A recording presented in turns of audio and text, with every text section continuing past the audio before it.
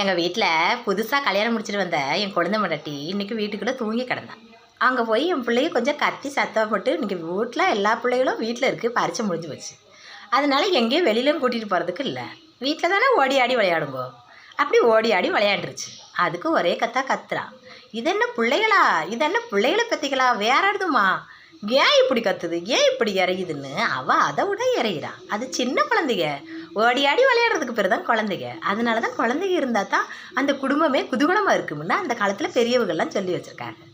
ஆனால் இவளுக்கு என்னமோ இவ கத்துற அவ்வளோ பெரிய கற்றுப்பட்டு எதுக்கு இப்படி பிள்ளைகளாக இது அப்படின்னு திட்டுறான்.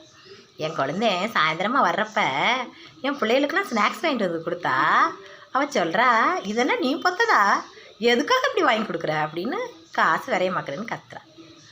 தான் பிள்ளைகளோ அடுத்த விட்டு பிள்ளைகளோ அது குழந்தைங்க, அதை நினைங்க எல்லாரும். இதனால தான் அண்ணன் தம்பி பிள்ளைங்க மேலே பாசம் இருந்தாலும் சில பேர் காட்டுறதில்லை.